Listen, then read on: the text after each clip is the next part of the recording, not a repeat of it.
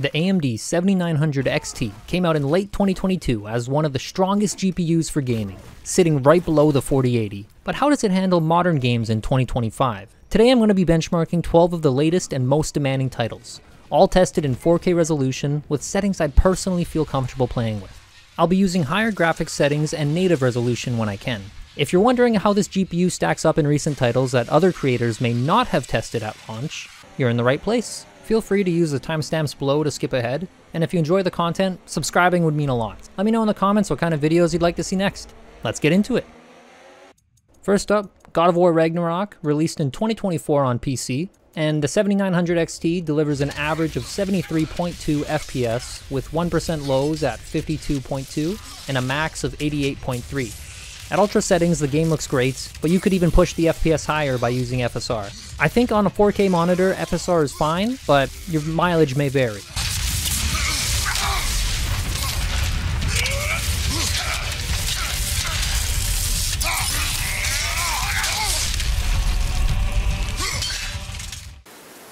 Black Myth Wukong was one of 2024's most anticipated games. It's visually stunning and graphically demanding.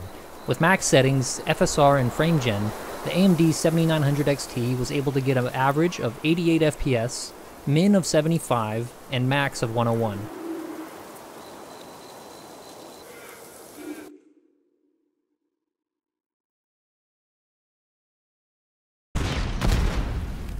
Black Ops 6 gets an average of 161 FPS and 1% lows at 113, delivering a smooth frame rate at native 4K with basic settings.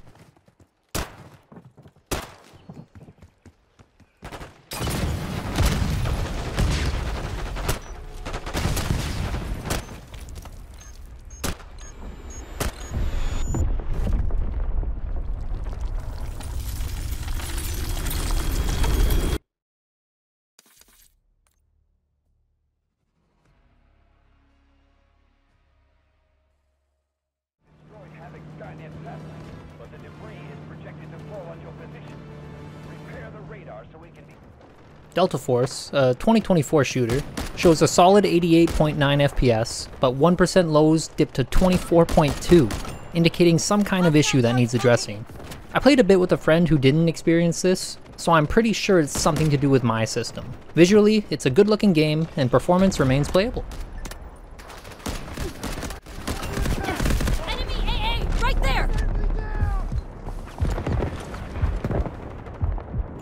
Allied troops engaging at objective.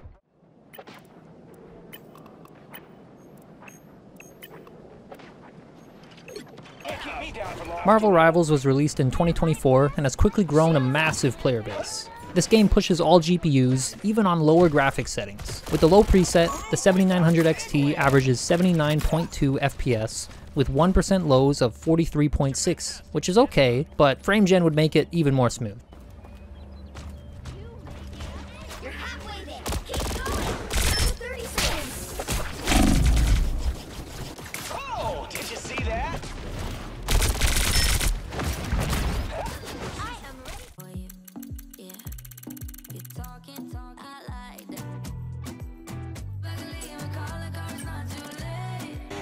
F124 scores an impressive 159 FPS average, 130 FPS minimum, and a max of 191 FPS. High settings with native 4K resolution is a good balance of visual fidelity and responsiveness, making it an excellent experience for sim racers.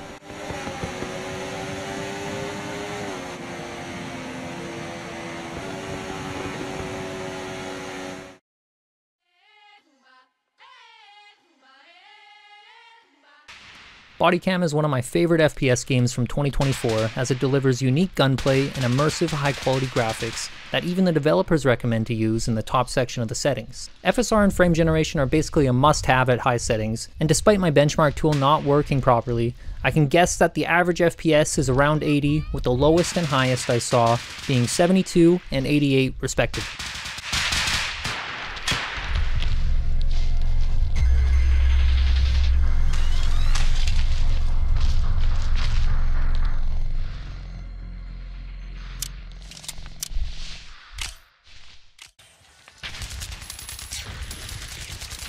The Finals celebrated its 1-year anniversary recently, and it's one of the best looking and most fun competitive shooters I've ever played. With an average of 120.8 FPS, 1% lows of 73.4, and a max of 165.9. Gameplay is silky smooth at native resolution, and even at low settings in 4K, it still looks fantastic.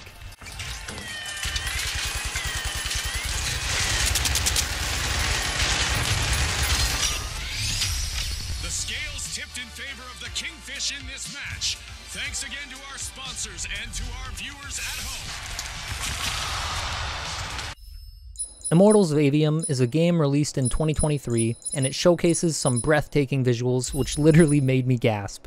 With high settings and FSR, we achieved an average of 63.1 FPS, 1% lows of 48.3, and a max of 79.8. High settings and FSR ensures a stable experience in 4K, though activating frame gen will improve smoothness while sacrificing some input latency. I mean, it's not even a contest. Yeah, some magic might as well mean no magic as far as the Magni are concerned.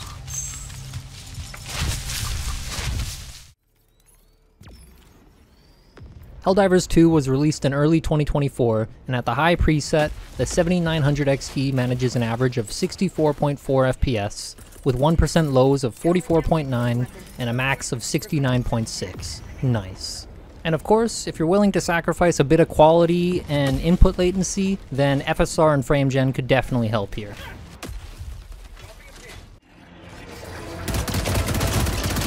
Allied destroyer joining squadron, deploying Helldiver. No max.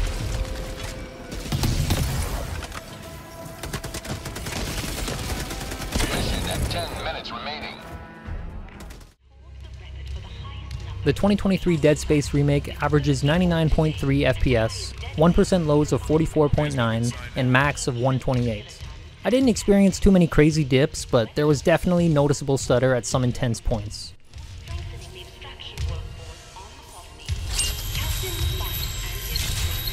Welcome, Isaac Clarke, to the USG Ishimura. Rig synced. Collect kinesis and stasis.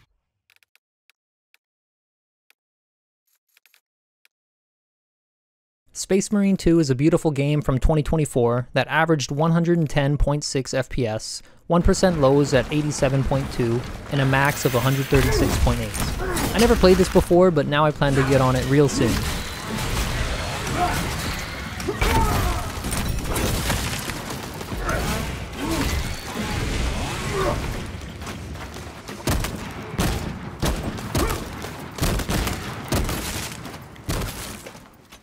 So, is the 7900 XT still a viable 4K GPU in 2025? Absolutely. If you're looking for a card that can handle the latest releases with solid frame rates and excellent visual quality, this GPU is the one. It handles 4K gaming well, especially when paired with technologies like FSR and frame gen.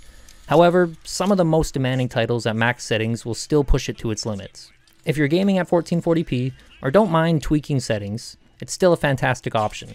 Let me know in the comments what you think and what games you'd like to see tested next. Thanks for watching.